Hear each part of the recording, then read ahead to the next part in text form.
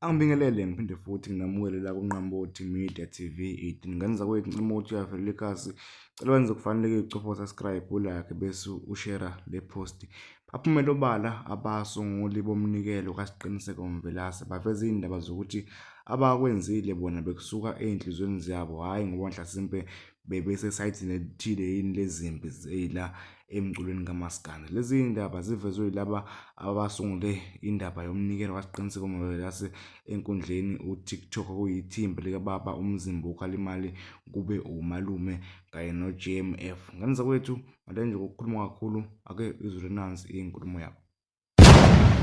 Imindeni yenu ngokwesisabelo esenzekile ngosuku lokuqala sakwazi ukwenza u11,600 ngicabanga ukuthi izolo ngilale bekuko 26,000 ngicabanga ukuthi mina noDlamini nobalume olwethu uxhaso noma olwethu ukuzama ukuthi sithole amakhandlela kuphelela ku26 namanikiniki lawo.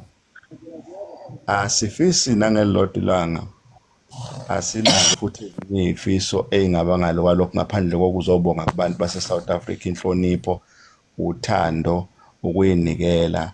Siyabonga into enisenzele yona, asinawo namagama esingawenza. Elinye-ke iqiniso kufanele lazi, ayikho i-account yakaqwabe noma yakamdlalose noma yakadlamini esetshenzisiwe.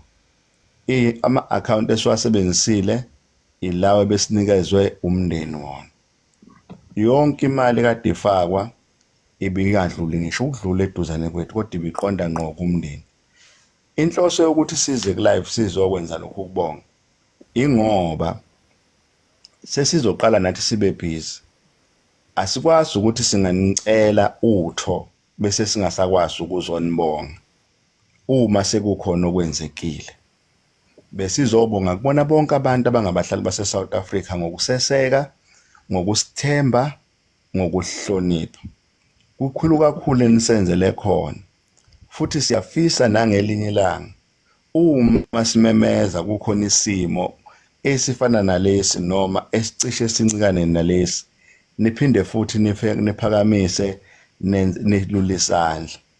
Ngiyanifisela ukuthi kubona bonke abalula izandla nalabade befisa amathongo nomvelinqangi anandisele. Siyabonga kakhulu egameni lethu, siyabonga kakhulu. Sizobonga sizothobeka abafowethu. Siyafisa ukuthi noma ngingathiwa omunye futhi okuyokwenzeka okufanayo uma siphaphatha sibemeza niphinde nisizwele nisizwe izingane zakwethu. Kukhona konke-ke singakade singakusho mhlawumbe nesisazokuba sikusho. Angifisi futhi bengishilo nasekuqaleni asisoze saba ingxenye yezimpi kaMaskandi. Siyafisa nalomnikelo ade siwucela ungasetshenziswa ezimpini kaMaskandi. La size njengabantu abazocela usizo lamakhandlela kaMqiniseko uMvelase njengomfowethu bekade sinaka TikTok. Sisela njengobhuti abadala kade bekwazi ukuthi kwesinye isikhathi bekhulume naye ngezathu zokuthi sifuna ukuthi uma kukhona lapho sibona ngathi uyaphambuka khona sibe simkhuza njengengane. Lokho-ke besikwenza ngothando. Ngisho sengasekho esedlulile sisafuna futhi ukulikhombisa uthando njengoba sisaqhubeka namanje senza ngokusemandleni ukuthi la singakwazi ukulekelela khona silekelele khona. Ngiyafisa abafowethu ukuthi izingane zakwethu ezikhona la njengoba kukhona thina la, ngiyanicela anginandaba ukuthi uthanda kuphi kanjani, ningasisebenziseli izimpi kaMaskandi la. Ngiyanicela uma uzophawula la uzophawula ngalokho ebesikucelile ngoba sizobonga amakhandlela enisiphe wona. Sizobonga ukulekelela kwenu emndenini wakaMthembu. Sinethemba lokuthi mhlambe sizogcina sibatholile abantu abafanele bakaMthembu esiyobonga kubona befunde nabo mhlawumbe bekwazi ukuzoyibongela kinini. Kuningi ke sikwenzile mhlawumbe umuntu akakwenze lokho kube clear. Sithatha isikhathi eside sinoDlamini. Ngicabanga ukuthi sike sanawo umhlangano obuserious kakhulu kunalo ekade kufanele mhlawumbe asikho isidingo sokuthi uchaze omunye, but kwashaya ngisho isikhathi sokuthi sifune omunye ubaba sahlala naye efonini, kwacaca ukuthi kuningi okufanele siguqe, silale phansi kuNodlamini egibele phezulu kwethu, sagijima sazama ukudonsa abantu esingabadonsa ukuze lo baba egcine engenelele. Konke lokho besikwenza esigabeni sokuthi sifuna ukuyibona ingane ifihleke kahle, but sizelelana ukuthi mhlawumbe sifuna ukuthatha icredit noma sifuna ukuveza okunye khulu esizobonga amakhandlela enisinikeze wona. Siyabonga kakhulu bafowethu.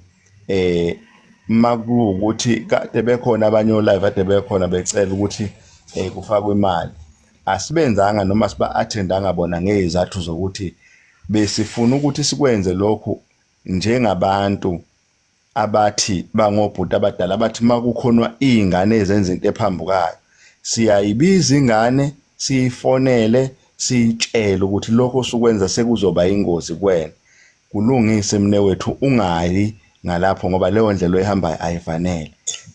Hayi ngoba nakho mhlambe abanye siyangena ngisho ko live sikhuze mawukuthi kufanele sikhuze, iyona ndlela esizama ngayo, iyona ndlela esiphila ngayo.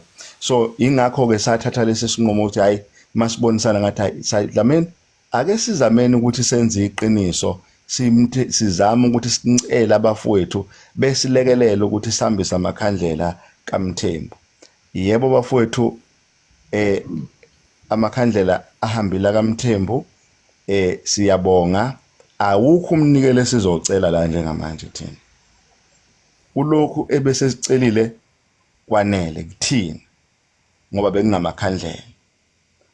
Ngiyazi ukuthi abafowethu mhlawumbe bakhona basazosho ukuthi mhlawumbe bacela ukuthi siyacela makuwukuthi ninayo amandla nihambe futhi nisupport lapha, but kithina siyabonga kakhulu indlela enihloniphe ngayo, siyabonga indlela eniseseke ngayo, siyabonga indlela enisilekelele ngayo. Kukhona konke enikwenzile, siyayithoba kakhulu.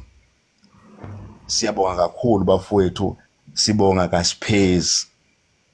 Lokho nje besifisa ukudlulisa mhlambe namhlanje ukuthi siyabonga bafowethu khona konke ukusixhasa nokuthi masibemeza sicela ukuthi nisilekelele, nevele ngobuningi benu, niphinde futhi nikhombise ukusiseka ngalendlela enisiseke ngayo. And okunye sifuna ukuthi kucace kuqame kahle, ngiyafisa ngoba kungcono khona noSikhova. Ngiyacela Sikhova, lamakhandlela siwacele noDlamini uswela ngoLesithathu kuze kube izolo, ningawasebenzise impini kaMaskandi. Asiyisebenzi lezo zinto, sibadala, asiyidlali leyo mdlalo leyo. Ngiyacela futhi nabantu abasengingxenyeni zokulimpa ngama bengayisebenzisi lento ukudicilela phansi isithunzi somndeni.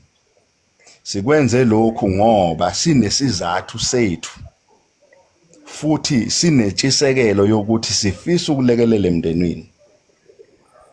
Siyacela ningathuki umndeni ngento eyenziwe yimina noDlamini nomalume. Uma kufuna abantu onifuna ukubathuka, thukani thina, ningabathula ngoba yithi esisekini.